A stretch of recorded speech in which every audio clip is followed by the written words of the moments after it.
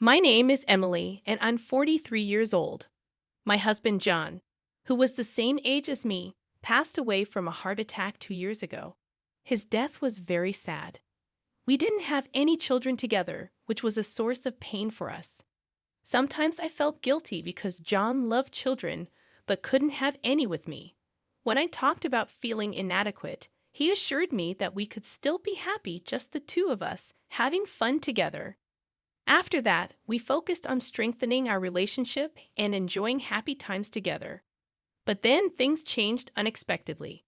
Just when life seemed better, I lost my beloved husband and was left feeling lonely. Now, I live alone in the same house as John's mother, with whom I often had disagreements. We share a two-family home, and the fact that we have separate living spaces is the only good thing about our living situation. However, she started to visit frequently, possibly because she missed her deceased son. I was concerned about my mother-in-law, who was domineering and often made sly remarks, suggesting she was against me being with her son from the start. "What do you mean by that?" I asked her one day. "It's because he married a woman like you that John died. You should pay for it," she replied, her words sharp and hurtful. I was taken aback. "You've told me this multiple times, but are you suggesting that I am to blame? He probably got sick because you couldn't manage his diet. I bet your seasoning was too rich. The fact that he gained weight after marriage proves it," she continued. "It's true that John gained weight after our marriage, but he always said the food was delicious and ate it with joy every day," I defended. "John had a kind soul. He would accept food even if it wasn't good without complaining. If you had been more attentive to his health, this wouldn't have happened," she accused. These hurtful words from my mother-in-law before John's funeral 2 years ago were a huge shock. She made it seem like John's illness and passing were my fault. Her constant accusations took a toll on me mentally, making it a very difficult time. I tried to empathize with my mother-in-law. Losing her beloved son must have been incredibly painful, and I could understand her inability to control her emotions. Her attacks on me escalated day by day, and I never expected it to reach this level. "Because of you, my precious son is no longer here. Were you aiming for his insurance money from the start?" she accused angrily. "That's just not true," I replied, trying to defend myself. "You planned not to have children just to get all the insurance money for yourself, didn't you?" "What a scary woman," she continued. "My husband John and I wanted children desperately. We visited hospitals and tried everything, but we were never blessed with a child. The idea of aiming for insurance money was ridiculous. Every day without John is unbearable for me. I can't possibly act like you, can I?" she added. "Why can you say such cruel things? It would have been better if you were gone instead. Why did Joe have to go through this?" Her words were too much to bear. "There's a limit to everything. There are things you can and cannot say," I replied, trying to keep calm. She responded dismissively, "Huh? Oh, I'm just talking to myself. I'm just saying what I've been thinking. It has nothing to do with you." Finally, she bluntly said, "Move out." "Why should I move out?" I asked, feeling unfairly attacked. "Living with you makes me feel like I'm going crazy. I won't say tomorrow, but please leave this house as soon as possible. Since John's passing, the ownership of this house should be mine," she demanded. Her accusations were unbearable. "Now that John is gone, you think the insurance money and the house are all yours, right?" "You're unbelievable," I exclaimed. "I didn't know that there was insurance money involved," I explained. When she found out about the insurance payment after his death, it seemed to raise suspicions in her mind. She appeared to believe that I had caused John's death to get the house and insurance money, and no matter how much I tried to explain, she wouldn't understand. I was at my limit with the situation. Living with her was becoming increasingly difficult, and my days were mentally taxing. The next day, she continued her verbal attacks. "You must be living comfortably without a home, with a lot of insurance money coming in, not even having to work. Is that why you came here today, to say such things?" "No, it's not like that," I replied, feeling frustrated. I couldn't stand her constant hurtful remarks. I understood that she was grieving over John, but her accusations were tearing me apart. It's not fair to take it out on me. I miss him terribly too and feel lonely, I explained, trying to reason with her. Really, don't make me laugh. With a house and money, isn't everything just perfect for you? Playing the good wife act, are you? She retorted sharply. I don't want to hear such things. We struggled with not being blessed with children, but I loved John and always helped us share many happy moments together. I replied, hurt by her accusations. It's impressive how you can say such things with all the freedom, money, and everything going your way. Isn't life just perfect? She continued, her words cutting deep. That's so cruel. If I could exchange the money and house to have John back, I would do it in a heartbeat, I said earnestly. Oh, so you're saying you don't need the insurance money then? She sneered. Why would you even say that? If I don't need it, then I'll just have it, right? This money is the last gift John left for me, thinking of my future after he's gone. I want to cherish the sentiment, I explained. What a shameless woman you are, she remarked bitterly. At this point, I felt it was detrimental for both of us to continue living together. Summoning my courage, I made a proposal I had been contemplating for a while. Can we end this lifestyle? I asked tentatively. What do you mean? She replied. Every day we argue, and it's just hard on both of us. I think it's difficult to continue living together, I explained.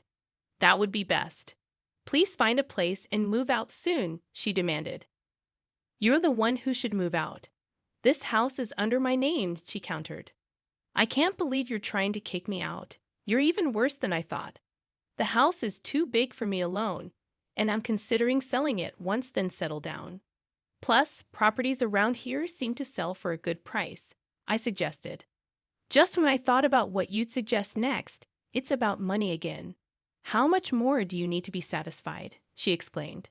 If you're thinking of selling, you should just give it to me. Living alone, this house will be too big for you as well, and maintaining it, including property taxes, could be a burden. I can help you find an apartment. Or should I pay rent when I can live here? She added. If you're planning to sell, you should give it to me, my mother-in-law declared. I believe that renting an apartment would be more affordable than maintaining the whole house. I can't afford to pay rent every month, I explained. I will help with the rent, she offered. If that's the case, that's fine. I'm glad to be freed from living with you. I'd always thought it would be the worst to be with you till the end, I responded. Promise me financial assistance, she requested. All right then, let's start looking for an apartment soon, I agreed. So we decided to live separately. My mother-in-law seemed to be struggling financially, so I intended to help her with the apartment fees. Despite our complicated relationship, she is the mother of my beloved husband John, and I wanted to support her as much as I could. Around the time I started looking for her new apartment, I experienced a health scare.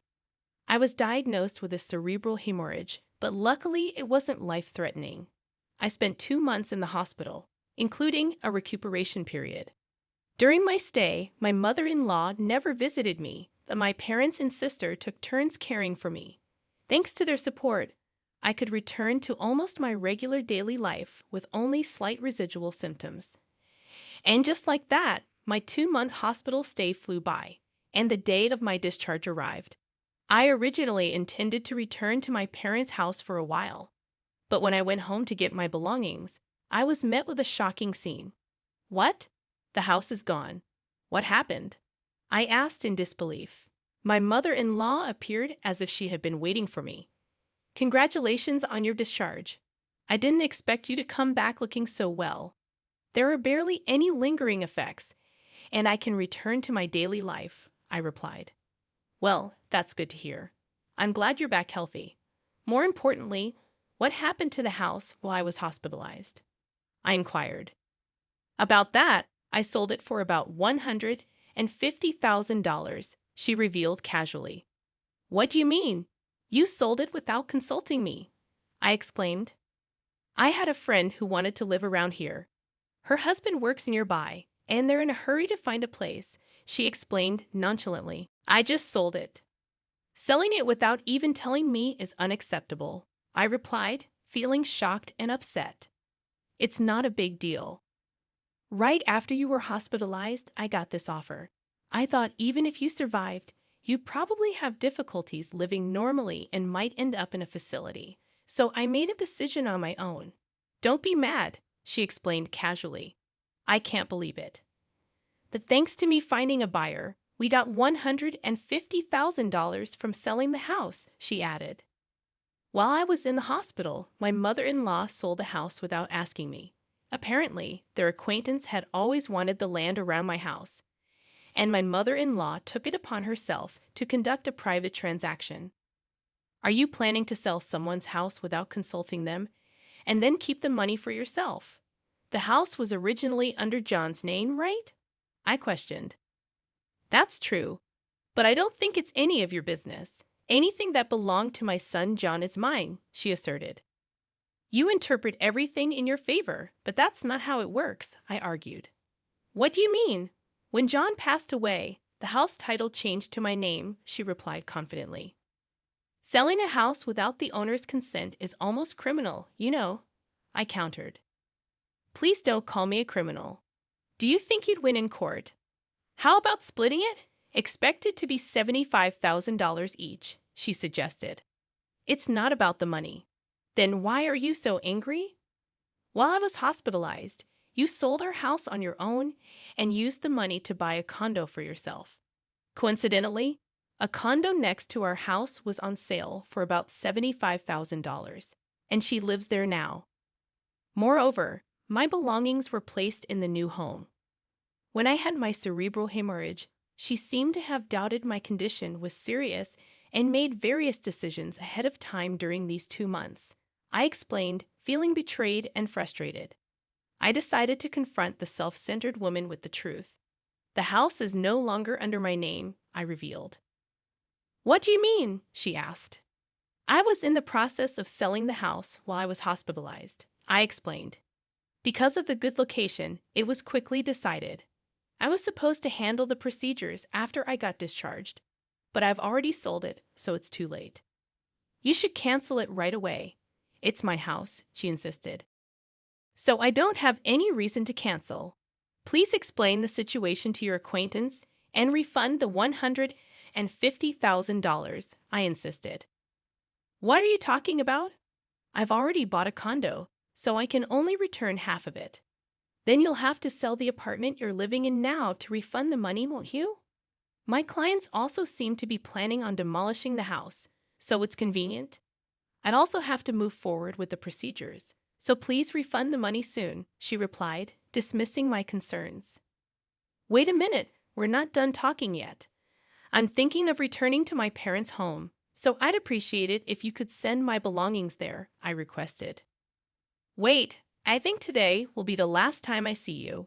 Please take care, she said abruptly. Following this, I cut ties with her. Later, I heard she apologized to her acquaintance to whom she had sold the house without permission and repaid them the cost, including demolition and inconvenience fees, amounting to about $170,000. Furthermore, although she sold her apartment, its value had decreased since her purchase, and she ended up with significant debt. On the other hand, due to her actions, I saved on demolition costs and made a considerable profit from selling my house. A new house was built on the land where we had lived. I was nostalgic about the familiar place where I had spent happy times with John. Seeing the new house evoked bittersweet feelings, but I decided to visit the place. Unexpectedly, someone I never wanted to see again appeared. Well, it's been a while, hasn't it? She said. Why are you here, mother-in-law? I asked. I'm on my way to work, she replied. You're going to work now? I questioned. Yes, I'm working because of you, she responded. What happened to the assistant for my apartment you talked about? I inquired. We've cut ties and are no longer family, so that discussion is void, she stated. John would be saddened by the situation. I'd say the same thing to you, I remarked. What do you mean? She asked. John always prioritized me and treated me with such kindness. He was always considerate, wasn't he? I continued. What are you trying to say? she questioned. You used to blame me almost every day, saying that John's death was my fault. I explained. Yes, because it's the truth. If Joe hadn't met you, he would still be alive today, she argued. Are you still going to say that? Will that change how you feel? I countered. I have no reason to be lectured by you. Now that you've got so much money, you should at least take on some of the debt. You're still family, aren't you? She asserted. I never really liked you, but I intended to take care of you because you are the beloved mother of John, I replied. Of course, that's the least you can do, she agreed. But honestly, I cannot forgive some of the things you've done and said after I had a stroke. I just can't forget the hurtful words you've said to me, I confessed. That was months ago. Don't hold a grudge, she advised. It's hard for the person who was hurt by those words to forget, I replied. You're quite tenacious, aren't you? She remarked. Call it what you will. I'm not involved anymore, I stated firmly. By the way, aren't you supposed to be at work by now? I redirected the conversation. Oh, look at the time. Take care on your way, she said, changing the subject. If it weren't for you, I'd be enjoying a peaceful retirement by now, she added. Sounds like you regret your choices. Instead of blaming others, maybe it's best to reflect on your own actions, I suggested. I then spoke my mind to her and left the scene.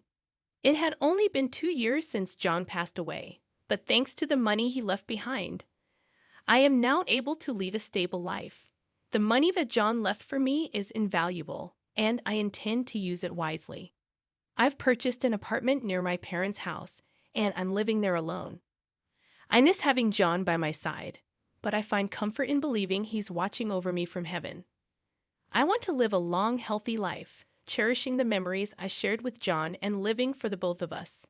My dream is to one day reunite with them in heaven and share all our cherished memories once again.